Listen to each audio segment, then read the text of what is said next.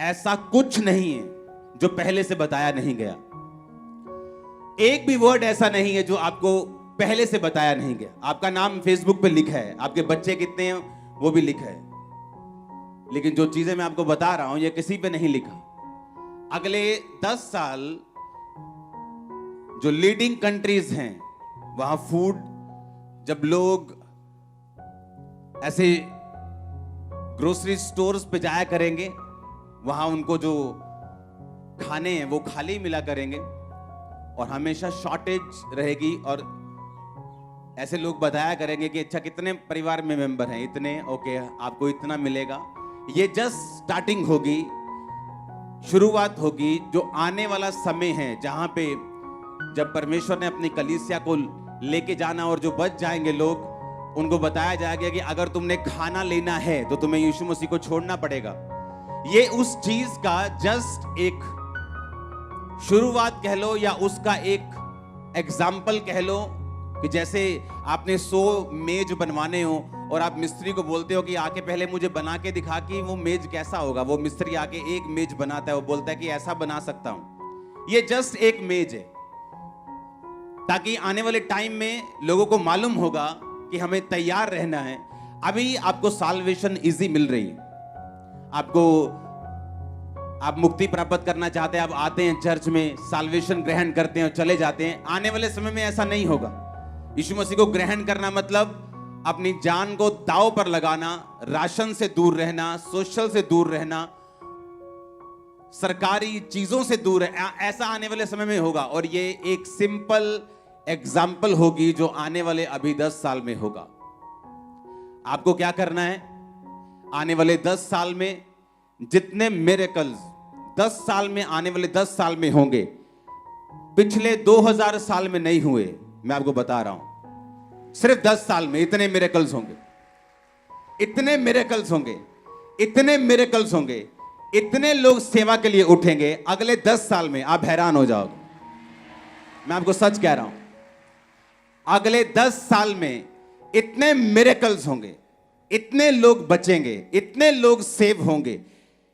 जो ढीठ सोल्स हैं, जो ढीठ प्रजातियां हैं, अगले 10 साल जो इस धरती पे होने वाला है वो भी परमेश्वर के सामने घुटने टेक देंगे। आप बोलोगे ऐसा क्यों हुआ? आप बोलोगे ऐसा क्यों होगा? ऐसा इसलिए होगा कि जैसे जैसे ये अंत के टाइम, अंत का घंटा नजदीक आता जा रहा है, परमेश्वर ये चाहता है कि उसकी जो मैजेस्टी है, उसकी जो हॉर्न जिसको बोलते हैं, उसकी जो पावर है, उसकी जो प्रेजेंस है, वो लोगों को मालूम हो। आने वाले 10 साल में हर एक इंडिया का सेलिब्रिटी वचन सुन चुका होगा। हर सेलिब्रिटी, वो प्रभु में आता है नहीं आता है ये तो हर इंसान का पर्सनल मामला है। आने वाले 10 साल में हर एक सेलिब्रिटी वर्ड सुन चुका होगा, यीशु मसीह को जानता होगा, मिरेकल जानता होगा, पावर जानता होगा, वर्ड जानता होगा।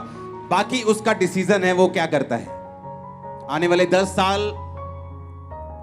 ऐसे मार्वलस होने वाले हैं। जो लोग पवित्रताई में होंगे, जो लोग सेवा करते होंगे, जो लोग परमेश्वर में बड़े और पूरे होंगे, वो चमकना अब छोटा होगा। वो ऐसे मारेंगे लिश्कारा, आंखें बंद कर देंगे लोगों की। आने वाले 10 साल, मैं सिर्फ 10 साल की आपको प्रोफेटिक वर्ड दे रहा हूं। जस्ट 10 ईयर, आने वाले 10 साल। हालेलुया। अपने हाथों को उठाओ। शॉर्टेज अच्छी चीज नहीं, लेकिन ये होगा, पवित्र आत्मा कहता है। देशों के साथ, 1-2 देश नहीं, बहुत देशों के साथ फाइट करेंगे, बल्कि देश खाने के लिए। आपको हाथों को उठाना है कि परमेश्वर तेरे लोगों को तू बचा, देशों को बुद्धि दे। इन समयों में तेरा सुसमाचार तेजी से फैले। मांगो अपने हाथों को उठा के थैंक यू जीसस बोलते हुए।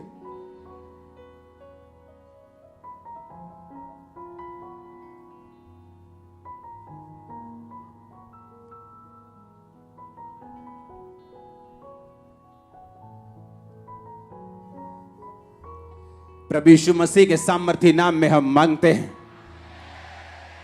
अपनी सीट को ग्रहण करो, अपनी बाइबल को उठाओ, अपने होंठों को खोलो, बिना आवाज किए बोलो, परमेश्वर यह वचन मेरे लिए है। अपनी आंखों को बंद करके बाइबल को उठाओ, अगर नहीं है तो आंखों को बंद करके अपने हाथों को उठा के प्रार्थना करो।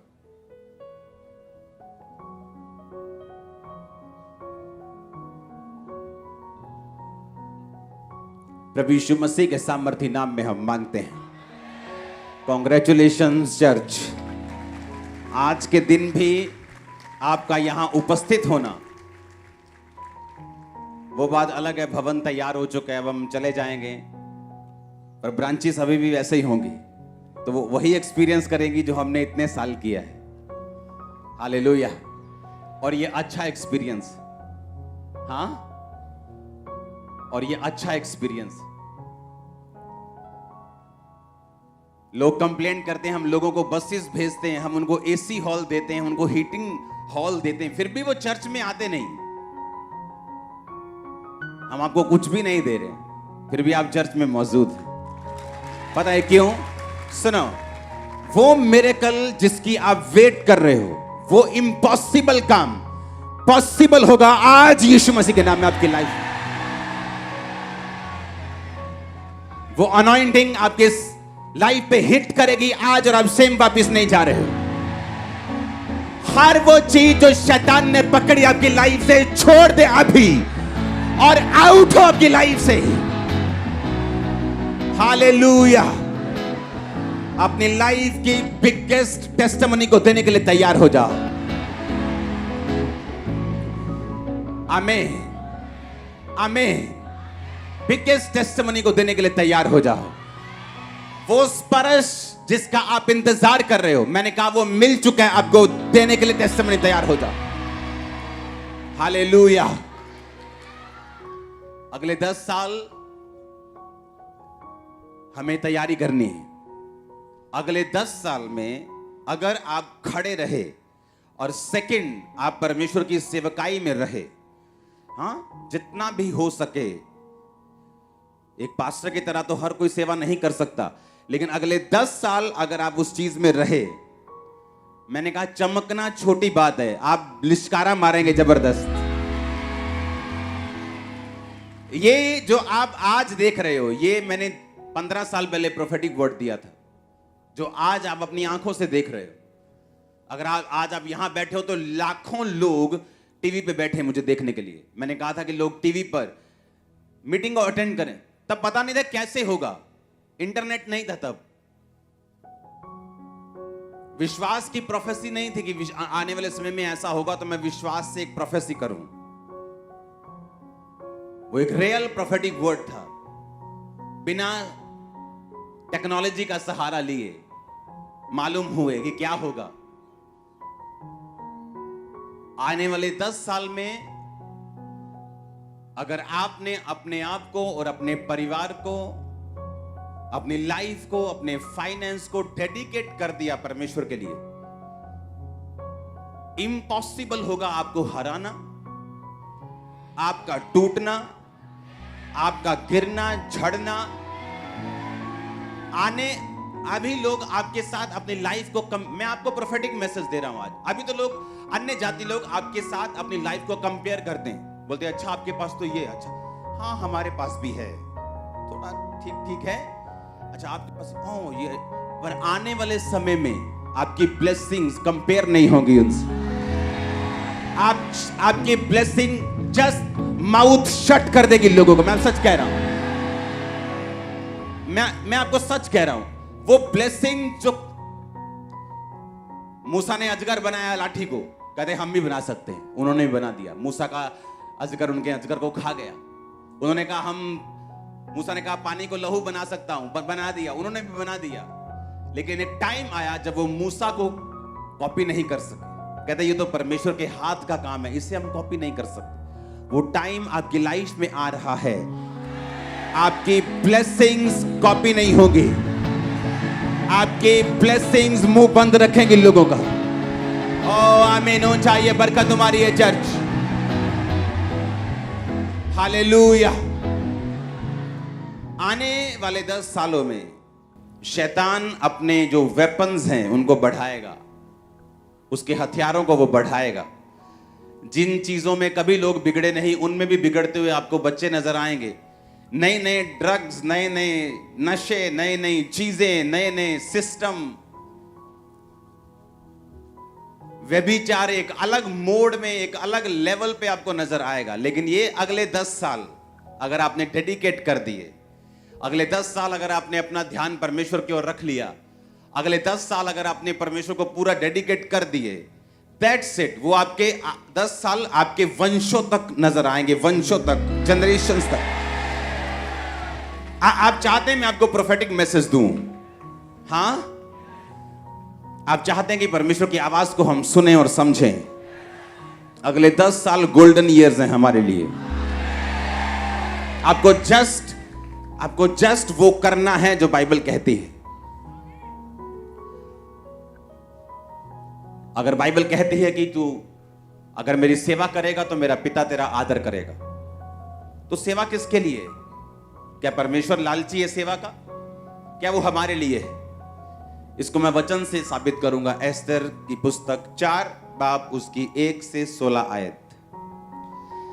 उसमें लिखा, जब मोर्दके ने जान लिया कि क्या क्या किया गया है, तब मोर्दके वस्त्र फाड़ टाट पहन राख डाल नगर के मध्य जाकर ऊंचे और दुख भरे शब्द से चिल्लाने लगा। जब मोर्दके को मालूम हुआ कि मेरी सारी जाति को हामान नष्ट कर देगा राजा की आज्ञा पाकर, तो बाइबल कहती वो चिल्लाने लगा, रोने लगा, टाट पहन लिया।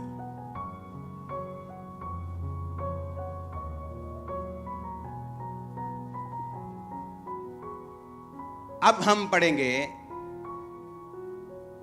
उससे पहले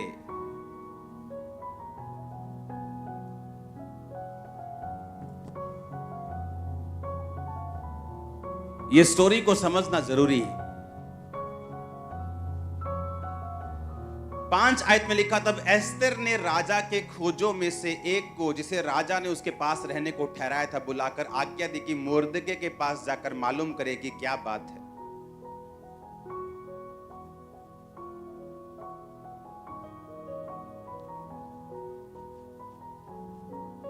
हमें मालूम है कि राजा ने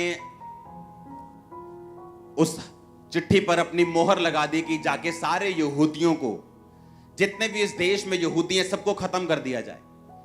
किसी ने चुगली कर दी कि यहूदी लंगर नहीं खाते, प्रसाद नहीं खाते, राजा किसी भी टाइम तेरे खिलाफ हो सकते हैं, इनको मारना जरूरी है। राजा हमान की बातों में आके मरवाने के लिए चिट्ठी पे साइन कर दिए।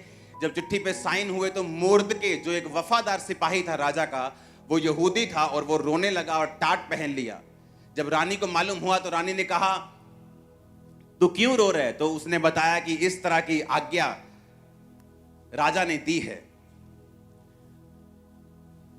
8 आयत में लिखा, फिर यहूदियों का विनाश करने की जो आज्ञा शूशन में दी गई थी, उसकी एक नकल भी उसने हताक के हाथ में एस्तर को दिखाने के लिए दी और सब हाल बताने और आज्ञा देने को कहा कि भीतर राजा के पास जाकर अपने लोगों के लिए विनती कर। तब हताक ने एस्तर के पास जाकर मोर्दके की ये बातें सुनाई।